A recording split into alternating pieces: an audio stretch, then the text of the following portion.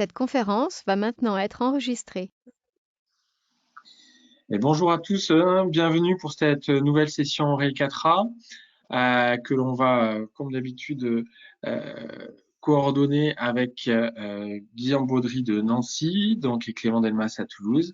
Et Guillaume va nous parler aujourd'hui de comment faire pour adapter les traitements de l'insuffisance cardiaque lorsqu'un traitement, un patient y échappe. Merci à tous d'être avec nous et puis merci Guillaume, je te laisse la main.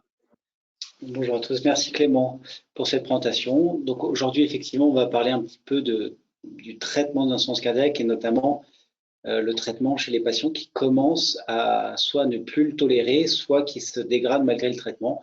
Et on verra qu'on a heureusement quelques réserves pour certains patients sélectionnés, j'y reviendrai. Donc ça, c'est la nouvelle description de l'évolution de la maladie de l'insuffisance cardiaque. Et on voit que si vous êtes à l'aise avec l'insuffisance cardiaque, vous voyez peut-être apparaître une nouvelle case sur le schéma qui est la dégradation de l'insuffisance cardiaque, la partie worsening. Et ce qui est intéressant, c'est que cette apparition était nécessaire, notamment suite à la publication de l'essai Victoria et notamment donc, le Vericiguat chez les patients se dégradant. Et donc, il fallait trouver une définition qui pourrait correspondre à cette dégradation de l'insuffisance cardiaque. Et ce qui est intéressant et ce que vous voulez montrer les auteurs, c'est que sur ces petits pics là qui correspondent à des poussées d'insuffisance cardiaque aiguë, souvent avant et après les décompensations, on a une période qui est très à risque, là aussi, de réhospitalisation et de mortalité, qu'on va appeler cette partie qui va être l'aggravation de l'insuffisance cardiaque et sur lequel il faudra être très vigilant dans la prise en charge des patients parce que c'est un moment où le patient est à haut risque. Globalement, le patient a deux solutions dans ces cas-là. Soit on arrive à le stabiliser, à optimiser le traitement et puis le patient va pouvoir revenir à son risque résiduel. C'est vraiment l'objectif de notre prise en charge avec, vous voyez, un risque qui est au plus bas possible chez un patient donné sous traitement médicamenteux. Et malheureusement, pour un certain nombre de patients, l'évolution va être plutôt celle de récidive de poussée d'insuffisance cardiaque aiguë. Et quand on arrive sur la droite de l'image, on arrive sur ce qu'on appelle l'insuffisance cardiaque avancée. Et vous voyez que dans la définition de l'insuffisance cardiaque avancée, les auteurs proposent le fait d'être réfractaire malgré le traitement ou d'être intolérant au traitement de l'insuffisance cardiaque classique par les médicaments. Et on verra dans ces cas-là quelles sont les options thérapeutiques qu'on peut proposer à ces patients. Donc, toute la difficulté de cette insuffisance cardiaque avancée, c'est qu'elle ne repose pas sur une seule définition simple. Globalement, je vous ai mis trois groupes d'experts différents, la Société européenne de cardiologie, qui est en bas à gauche en bleu, la Société d'insuffisance cardiaque des États-Unis, et puis l'American College of Cardiology en haut. Et globalement, chaque société savante a sa définition, mais on voit quand même que les auteurs se rejoignent pour dire que ces patients d'insuffisance cardiaque avancée doivent être des patients qui ont des symptômes sévères, une capacité d'exercice qui est très altérée en rapport avec la sévérité des symptômes, notamment l'essoufflement et la fatigue. Et c'est des patients qui doivent être traités de façon optimale, c'est-à-dire de ne plus avoir de réserve. Et un patient qui est en cours d'adaptation thérapeutique, normalement, ne doit pas parler d'insuffisance cardiaque avancée puisqu'il n'est pas à un état stable. Et c'est des patients qui doivent avoir des hospitalisations récurrentes. Juste dire, et c'est un défaut de cette définition pour moi, c'est les hospitalisations récurrentes qui font que cette définition doit être notamment rétrospective, c'est-à-dire qu'il faut attendre plusieurs hospitalisations pour assimiler le patient comme un patient au risque. Mais un patient qui va mourir à sa première décompensation, dans ces cas-là, qu'est-ce qu'on en fait? Il n'était pas en soins cardiaques avancés, mais il est quand même mort. Voilà, ça pose des soucis. Et on va rater un certain nombre de patients quand la première hospitalisation est malheureusement la dernière sur des patients très graves. Et puis, l'optimisation thérapeutique, qu'est-ce que ça veut dire? Et c'est très variable là aussi. Et on voit que dans l'algorithme I need help, là aussi, le fait de ne pas pouvoir mettre les médicaments d'insuffisance cardiaque, c'est un critère de très mauvais pronostic. Alors, ces critères, et notamment les critères proposés par la Société européenne de cardiologie, sont quand même intéressants parce qu'ils permettent de mettre en évidence, quand on les recherche, une population à haut risque. Et donc là, les auteurs reprenaient donc un peu moins de 7000 patients hospitalisés pour insuffisance cardiaque et regardaient en utilisant le premier critère, hospitalisation, visite aux urgences pour soit de l'insuffisance cardiaque, soit pour des troubles du rythme ventriculaire. voyez que ça représentait 31% des patients. Globalement, ils regardaient un critère ensuite d'imagerie, donc une altération du ventricule droit, une fraction d'éjection très basse, un problème de valve ou une maladie congénitale. Si c'était présent, ils continuaient l'arbre décisionnel, mais ça représentait quand même 25% des patients initiaux. Ils regardaient ensuite la capacité d'exercice, là aussi, donc ça représentait au total 24% des patients qui avaient une capacité d'exercice sévèrement altérée. Et ensuite, ils regardaient si au repos, il y avait des signes d'insuffisance cardiaque, notamment une dyspnée NYHA3-4. Et au final, ils aboutissent à, malgré tout, 14% des patients de leur cohorte qui avaient une insuffisance cardiaque dite avancée. Donc, vous voyez que ce n'est pas si rare. Quand vous faites l'effort de la chercher, ça représente à peu près un patient sur 10, voire un patient sur 9 dans votre cohorte. Et finalement, on voit que ces critères marchent plutôt bien, puisqu'en sélectionnant ces patients, vous voyez qu'à 12 mois, la survie, elle est de moins de 40%, et surtout le nombre d'hospitalisations moyen dans cette population, il est aux alentours de 2,8. Donc on n'est pas loin de 3 hospitalisations par an et 35% de survie. Et ce, quelle que soit la fraction d'éjection, donc c'est l'autre message, on peut avoir une insuffisance cardiaque avancée, quelle que soit la fraction d'éjection, et finalement, le pronostic est similaire dans ces populations. Alors, cette intolérance au traitement, est-ce que c'est fréquent ou est-ce que c'est quelque chose de rare? Ça, c'est une étude publiée par l'équipe de Savarez, qui est un des auteurs qui travaille le plus sur l'épidémiologie de l'insuffisance cardiaque. Et il a utilisé 3 grands registres, un registre au Japon, un registre en Suède et un registre aux États-Unis. Et on part des patients qui ont, d'une cohorte de patients ayant le traitement d'insuffisance cardiaque. Et vous voyez que s'il y a peut-être 100% des patients au début qui ont de la dapagliflozine, quand vous arrivez à 1 an, quel que soit le pays, avec malgré tout des variations entre pays, ce nombre il diminue et on arrive à 50% aux États-Unis et un peu moins de 80% au Japon. Vous voyez, il y a des vraies disparités. Donc même la dapagliflozine, qui est un médicament qui est réputé pour sa bonne tolérance, dans les registres, finalement, c'est pas si simple que ça. Et si on s'intéresse aux bloqueurs du SRA, vous voyez que le taux de tolérance est beaucoup moins bon, avec par exemple pour les IEC ou les ARA2, on est plutôt à 40% ou plutôt entre 50 et 60% des patients qui ont toujours le traitement à 1 an. Et ce n'est pas parce qu'ils sont mis sous Entresto, puisque vous voyez que les patients relayés par l'Entresto, c'est la couleur bleue, ça représente quand même une minorité de ceux qui ne sont plus traités par un bloqueur du SRA. Donc voilà, donc ça c'est pareil avec là aussi les MRA qui sont probablement les médicaments les moins bien tolérés dans les cohortes. Et ce qui est intéressant de noter, c'est qu'il y a vraiment une disparité très importante en fonction des pays, avec plutôt les Suédois qui ont l'air d'être les bons élèves et les Japonais, les Américains qui sont moins bons élèves sur en tout cas dans cette publication. Donc ce qu'il faut retenir, c'est qu'après 1 an de traitement, vous voyez qu'en moyenne, il y a plus de 25% d'arrêt de chaque classe thérapeutique et que finalement, des patients qui arrivent à la dose cible, donc en vert foncé, c'est vraiment une minorité pour les MRA, c'est une minorité pour les bêta-bloquants et pour tout ce qui est IEC, ARA2. Et heureusement, il n'y a que la dapagliflozine et on aurait les résultats similaires avec l'empagliflozine qui sont des médicaments pour lesquels, vous savez, il n'y a pas de palier. On est tout de suite à la dose cible.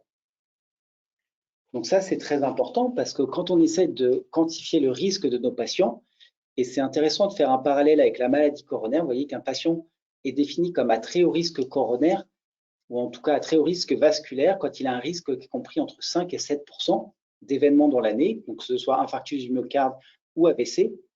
Nos patients, si on regarde le décès cardiovasculaire ou les hospitalisations pour insuffisance cardiaque, même un patient qui est dit stable sur la diapositive initiale, ce que je vous ai montré quand on l'amène à son risque résiduel, il est plutôt aux alentours de 10% de décès, un peu plus de 10% de décès ou d'hospitalisation dans l'année.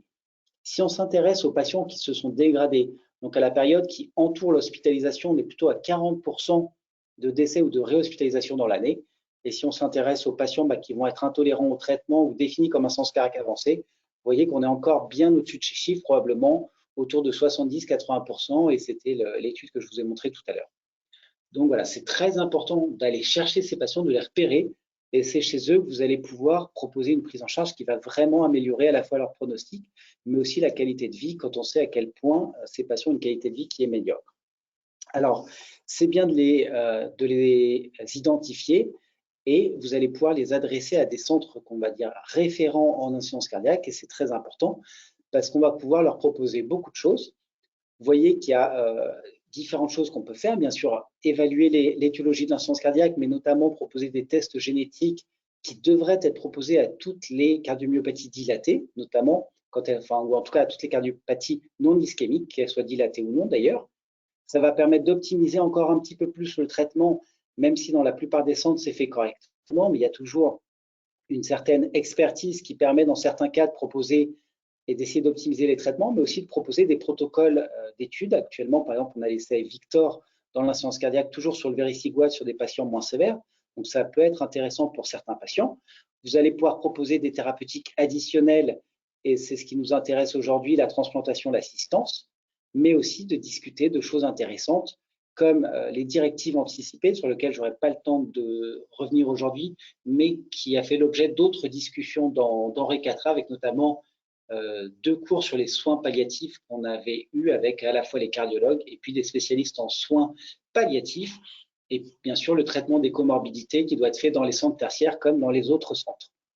Donc globalement, si je reviens sur les recommandations de la Société européenne de cardiologie, elle nous dit que pour certains patients sélectionnés avec une insuffisance cardiaque avancée, donc chaque mot compte, on va proposer plusieurs types de stratégies, notamment la transplantation ou les assistances cardiaques mécaniques, qu'elles soient en bridge à la transplantation ou en destination therapy. Juste pour que vous ayez une idée, parce que parfois c'est des questions qu'on nous demande.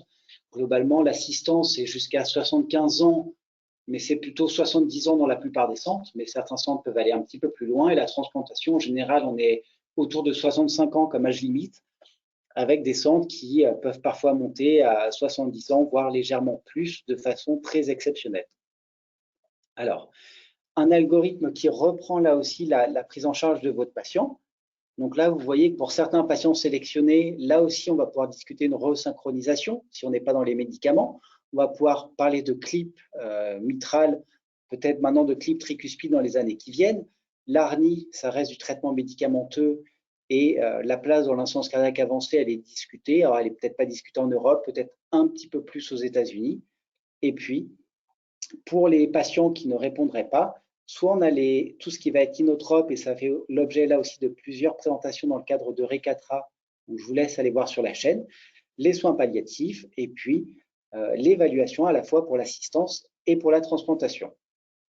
Un petit mot rapide sur le CardioMEMS, qui n'est pas un traitement en soi, mais qui peut nous aider à identifier des patients qui sont en train de se dégrader pour leur proposer une prise en charge un petit peu plus précoce. Les résultats sont décevants dans la dernière étude publiée qui était neutre, avec là aussi un impact probablement assez fort du Covid, avec une étude qui semblait positive avant l'ère Covid, et puis on sent que ça a été impacté. Après, ces études sont toujours complexes, puisque quand vous avez une étude de stratégie qui permet d'identifier les patients qui décompensent, finalement, vous avez une alerte, et la gestion de l'alerte va être extrêmement importante. Si vous hospitalisez tous les patients avec alerte, forcément, malgré l'utilité et l'efficacité du dispositif, vous ne pourrez pas montrer qu'il réduit les hospitalisations ou les décès, puisque si vous hospitalisez tous les patients avec alerte, finalement, voilà.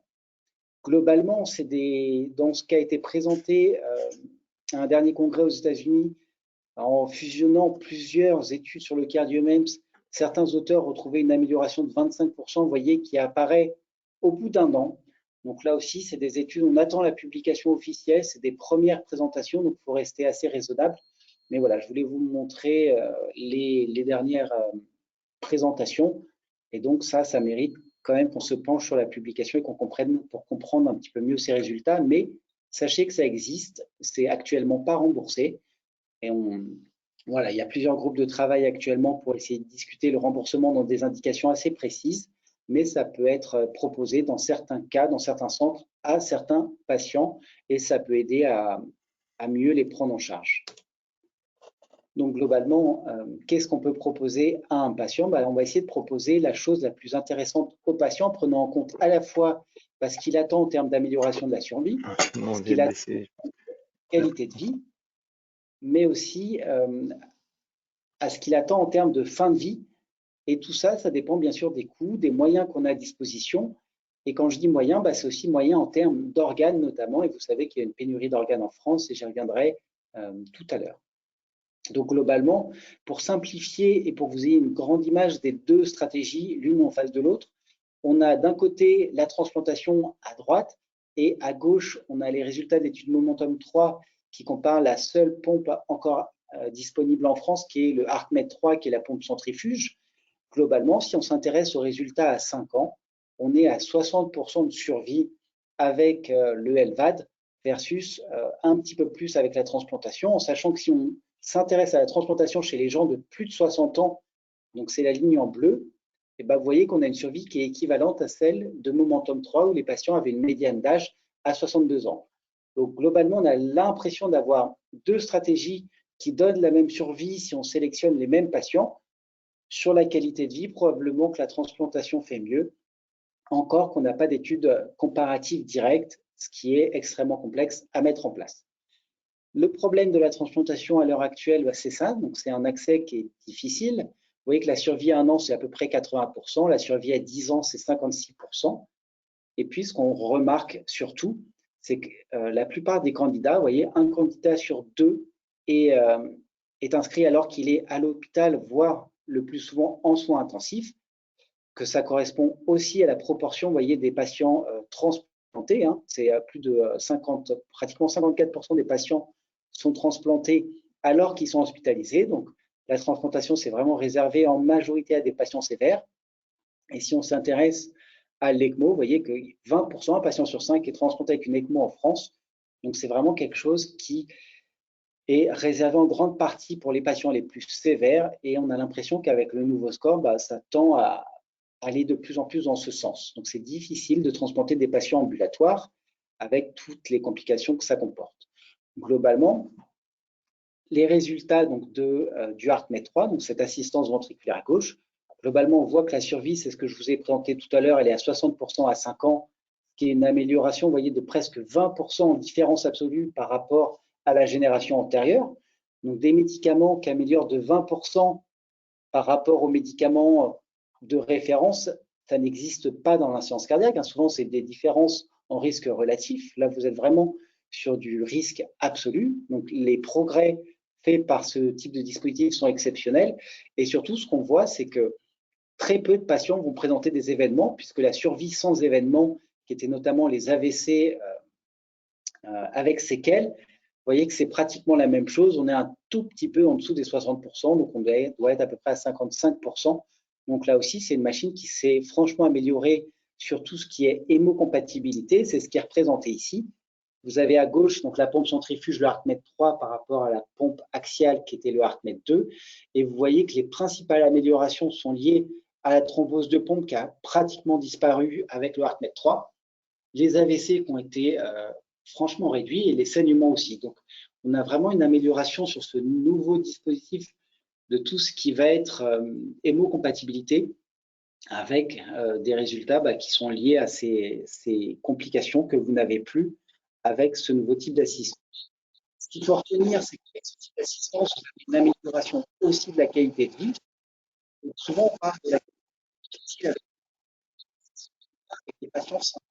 Le patient insuffisant cardiaque, sa qualité de vie elle est extrêmement médiocre. Il faut bien reconnaître que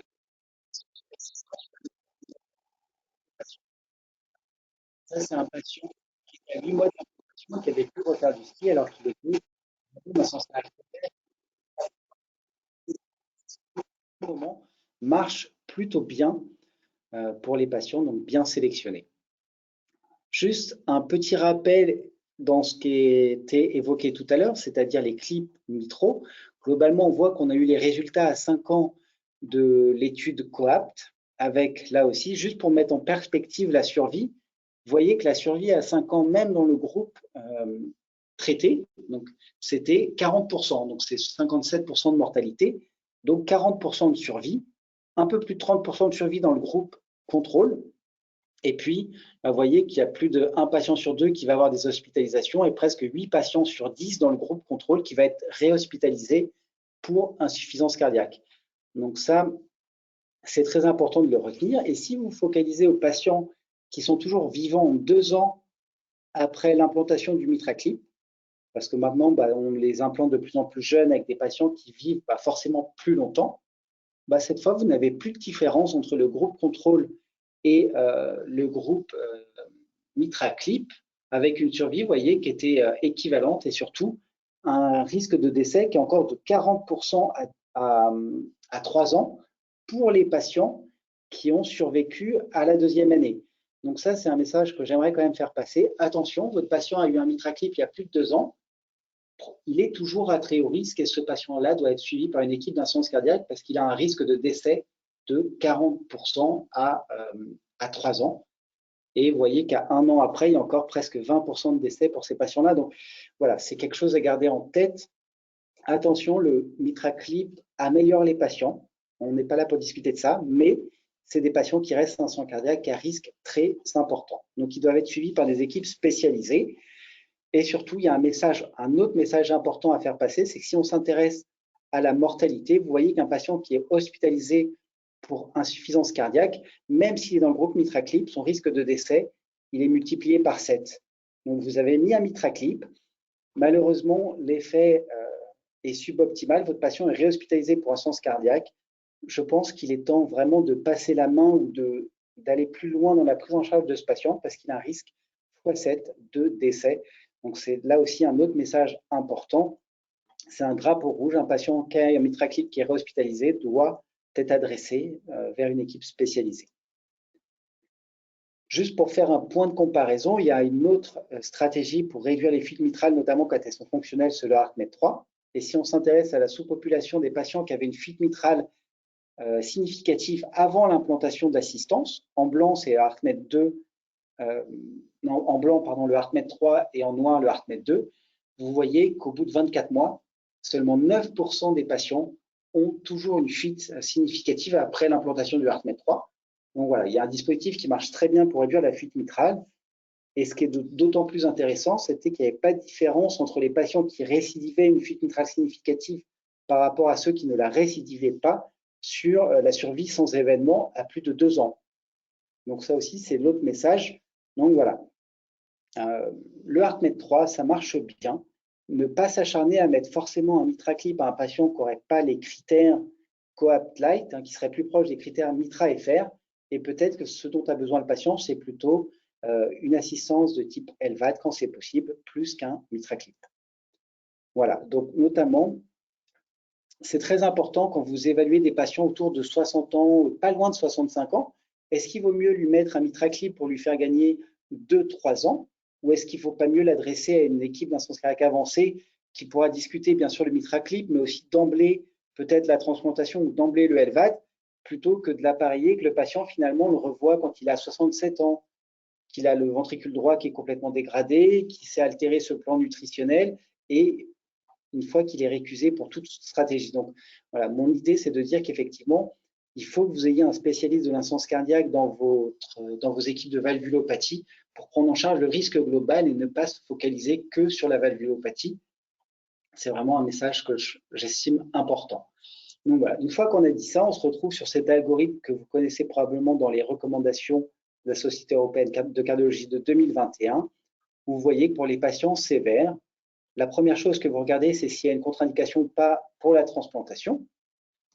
Si on a une, est-ce qu'elle est réversible? Si elle est réversible, dans ces cas-là, vous allez implanter le LVAD en bridge to candidacy. Les plus classiques, ça peut être une obésité, ça peut être un cancer pour lequel vous n'avez pas encore assez de recul, ça peut être des résistances vasculaires élevées. Et puis, si ces contre-indications sont non réversibles, vous allez implanter le LVAD en destination therapy.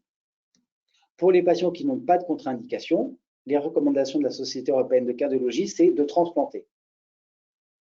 Voilà, donc ça, c'est une recommandation de niveau 2A avec un niveau de preuve élevé pour la destination therapy et puis un tout petit peu moins élevé pour le bridge, pour l'utilisation des assistances en bridge. Vous voyez que le niveau de preuve de la transplantation est très bas, donc grade C, avec une recommandation de niveau 1.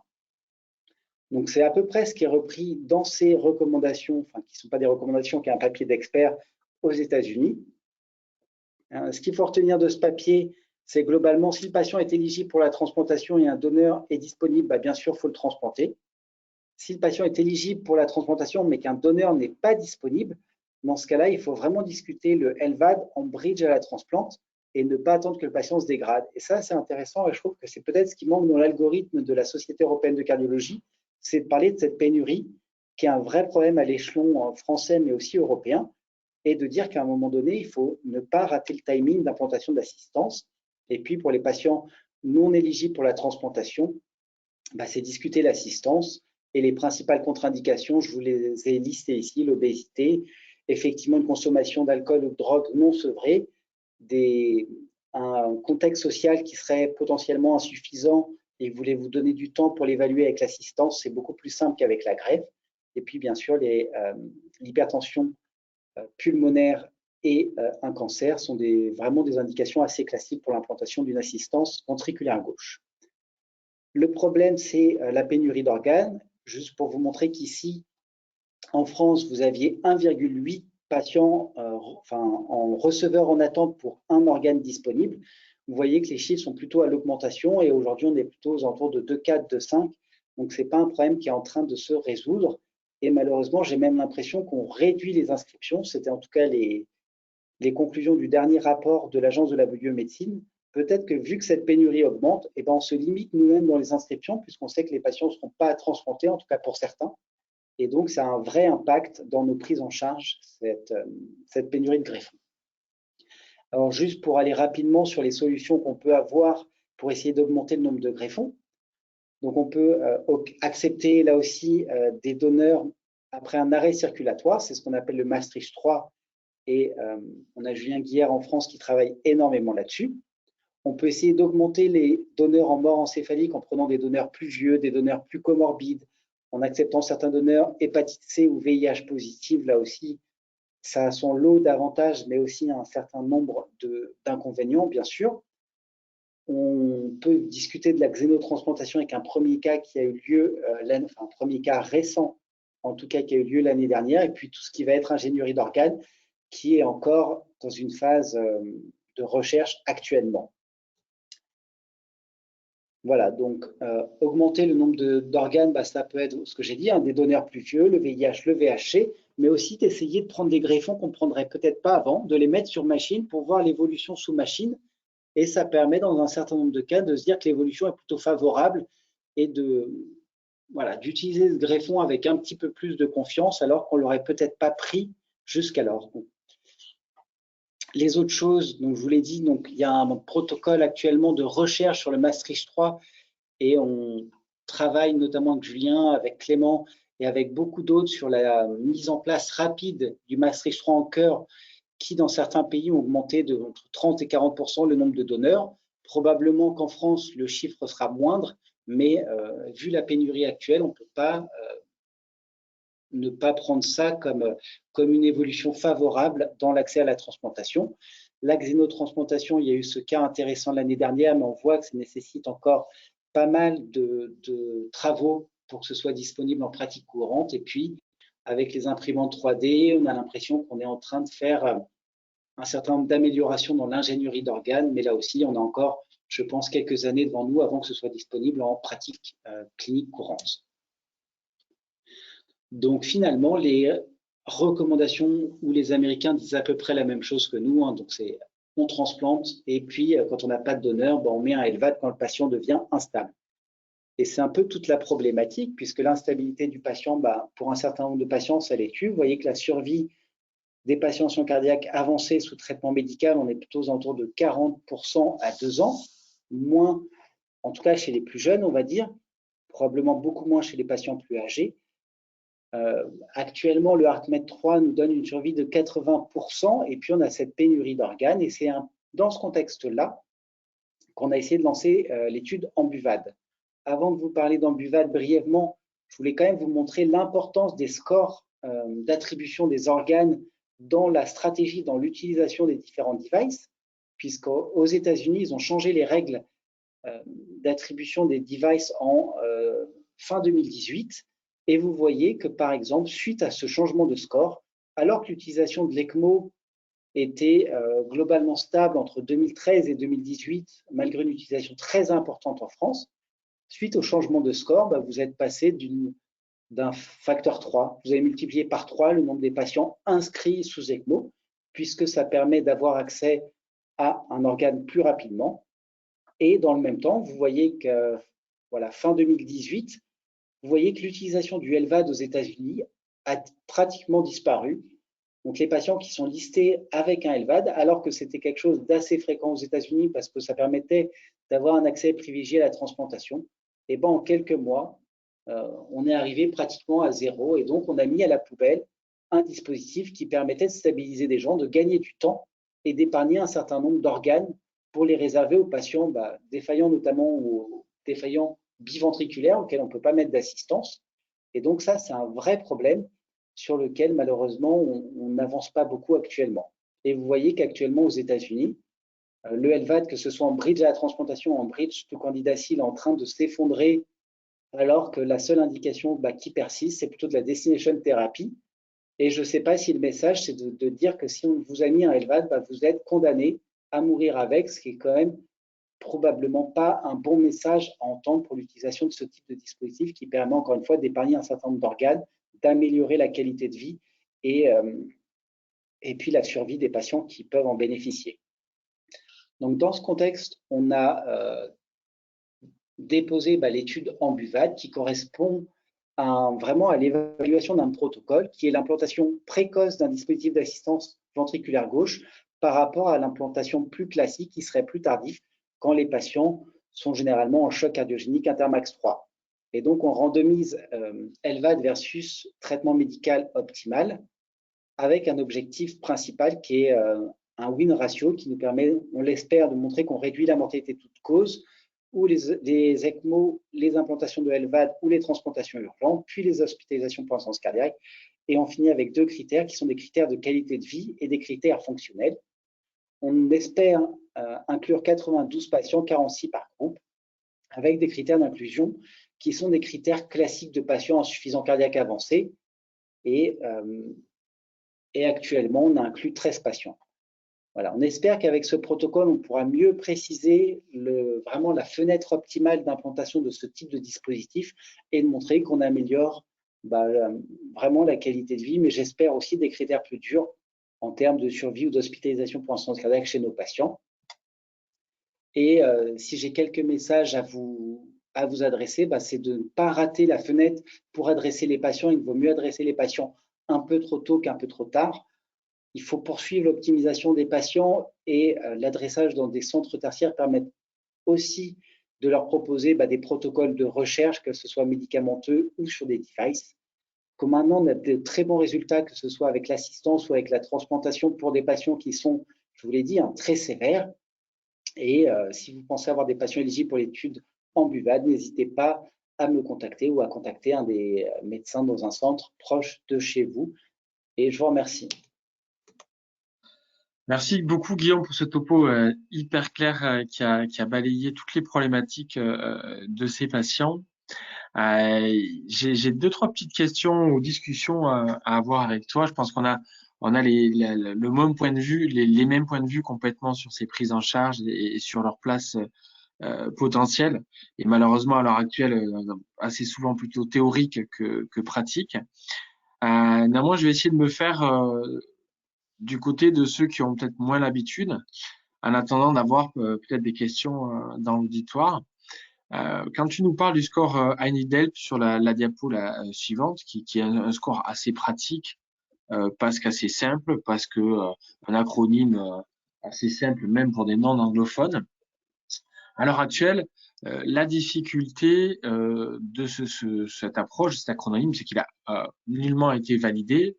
Il est basé sur un certain nombre d'études, dont certaines assez anciennes, qui ont regardé les facteurs pronostiques dans une population d'insuffisance cardiaque tout venante et qui en ont extrapolé un besoin théorique de traitement un peu plus avancé.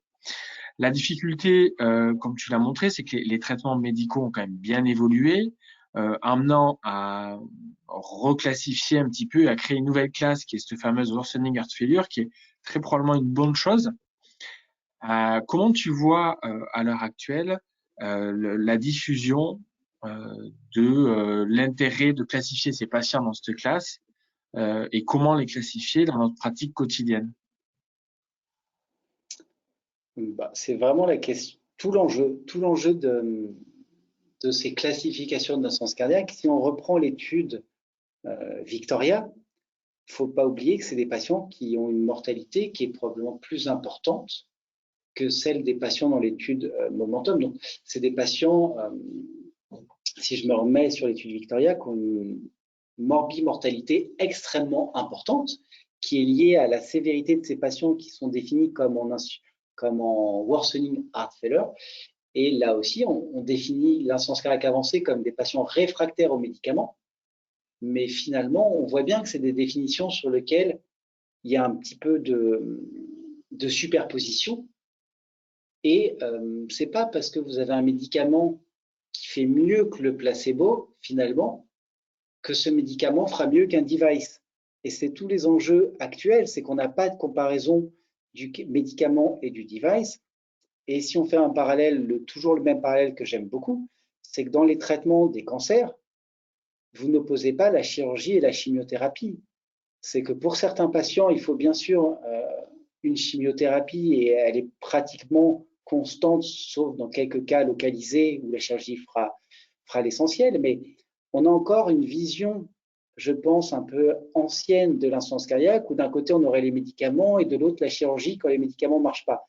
Ce qu'on sait maintenant, c'est que d'une part, la chirurgie nécessite après la chirurgie des médicaments, mais que d'avoir des médicaments et d'améliorer par rapport à un placebo, mais si vous avez toujours une mortalité à 1 an qui est plus importante que sous LVAD, la question c'est si vous voulez améliorer la mortalité ou la survie de votre patient, est-ce qu'il ne faut pas, malgré un médicament jugé comme efficace, lui proposer malgré tout une assistance?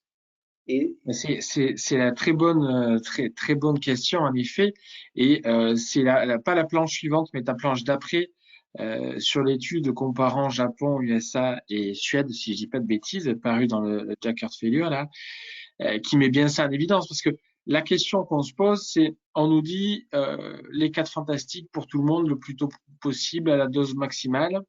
On a ensuite l'étude publiée récemment dans Lancet avec Alexandre Bazin sur la titration rapide qui montre qu'on peut y arriver assez facilement, même si il y a quand même 20 à 30% d'échecs. Oui, et finalement, ça a un peu grésillé à mon merci pour l'acronyme. La problématique, c'est qu'il y a quand même 20 à 30% des patients pour qui on n'y arrive pas. Et la problématique même clinique, c'est ce que tu décris là, c'est-à-dire tout ce qui est en rouge, c'est on a arrêté la classe thérapeutique. Néanmoins, du vert foncé, c'est-à-dire on a mis à la dose maximale recommandée. Bon, c'est simple pour les glyphosines, c'est on-off, on l'a mis, on l'a pas mis, mais pour les autres, c'est pas si évident. Cette classe traitement optimisé, elle est minime. Donc la question que ça soulève, et pour avoir lu ce papier, je crois pas avoir vu la réponse, c'est est-ce que c'est de l'inertie thérapeutique, c'est-à-dire c'est le médecin qui a pas essayé de le faire, et Strongachev nous dit qu'il y a probablement une partie d'inertie thérapeutique, mais Strongachev nous dit aussi qu'il y a une partie de on n'y arrive réellement pas, et donc en fait on n'y arrive pas, donc clairement on n'aura pas l'efficacité du médicament, et donc les patients n'ont pas ces traitements. Et donc chez ces patients-là, on n'arrive pas à monter la dose, on devrait essayer de la monter pour tout le monde le plus rapidement possible, on n'arrive pas à monter la dose, voire même on arrête, ça doit être le signal extrêmement fort pour aller vers autre chose. Et autre chose à l'heure actuelle, en effet, ça va être la transplantation ou l'assistance cardiaque. L'avantage de l'assistance cardiaque, tu l'as dit, c'est la disponibilité. C'est qu'à l'heure actuelle, on a une survie à 2 ans et même à 5 ans qui se rapproche de la transplantation, à 5 ans pour les patients de plus de 60 ans, qui sont quand même une majorité de nos malades. Et l'autre avantage, c'est que ça permet parallèlement de titrer les médicaments, quitte à envisager ce que font de plus en plus les anglo-saxons, quelques équipes américaines et notamment également des équipes au UK, c'est envisager secondairement, une fois l'efficacité des médicaments à full dose, un sevrage de l'assistance, qui est évidemment pas possible avec une greffe cardiaque. Donc on est au début, je crois, des stratégies de prise en charge de ces malades.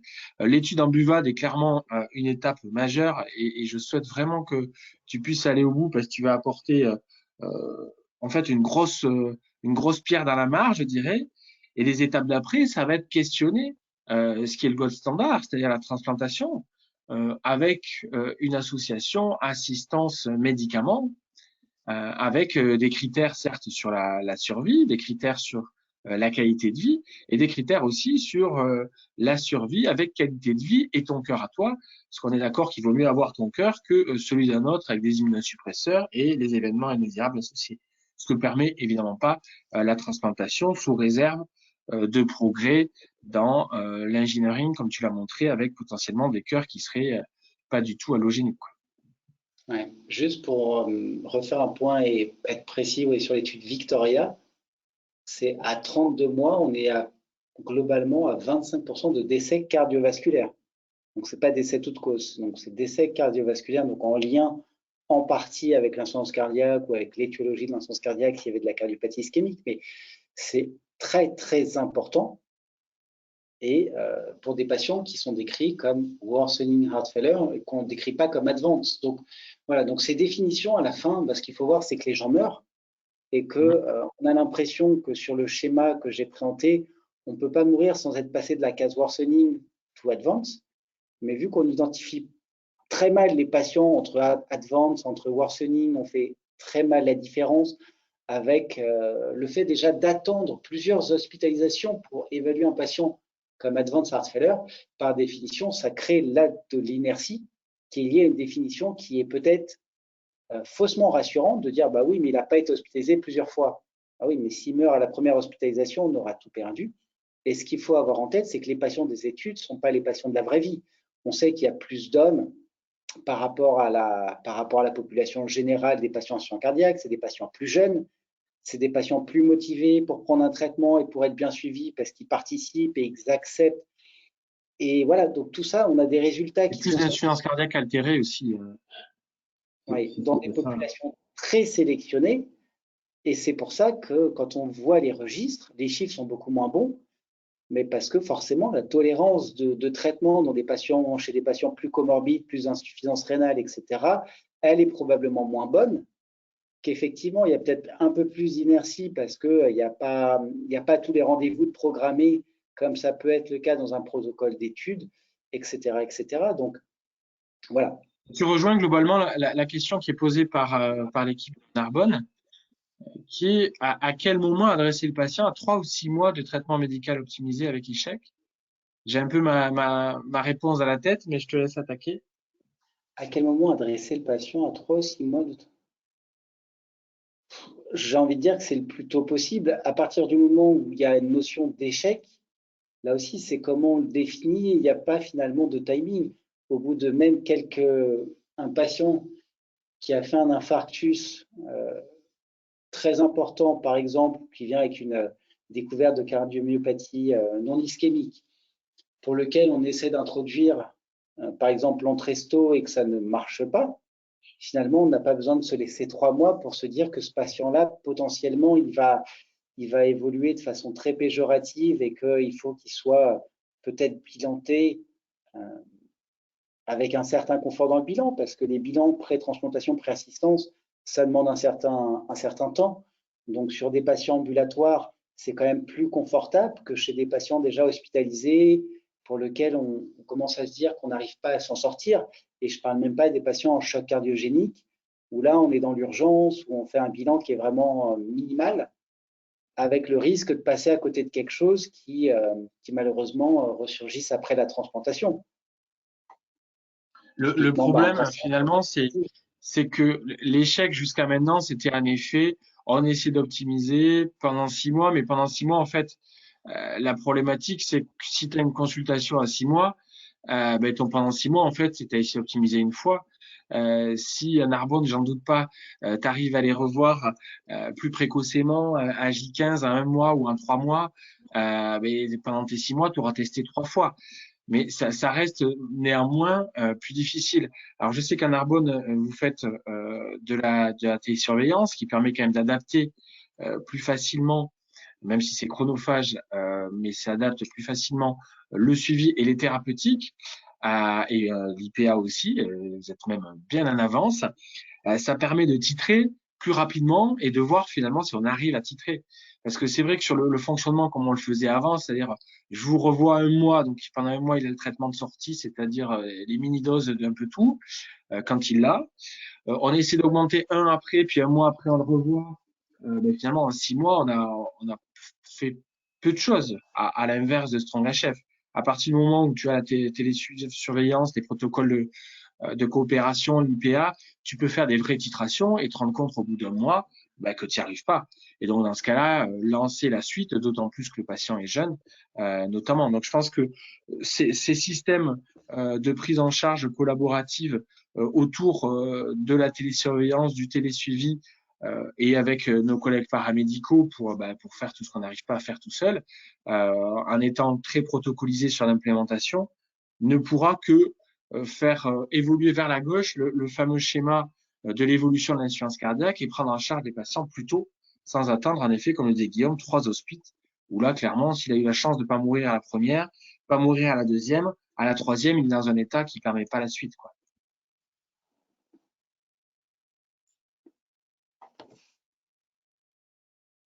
Ben, je pense qu'on a fait un gros tour de tout ça. Merci l'équipe de Narbonne d'être là à chaque fois avec des questions toujours très pertinentes et pratiques. Merci Guillaume pour ce super topo une nouvelle fois. Et je vous propose que l'on clôture. Si tu voulais nous rajouter un dernier point, Guillaume. Non, non, bah, n'hésitez pas si vous avez après des questions en commentaire sous les vidéos et puis si vous avez des idées, des choses d'amélioration, on est preneur.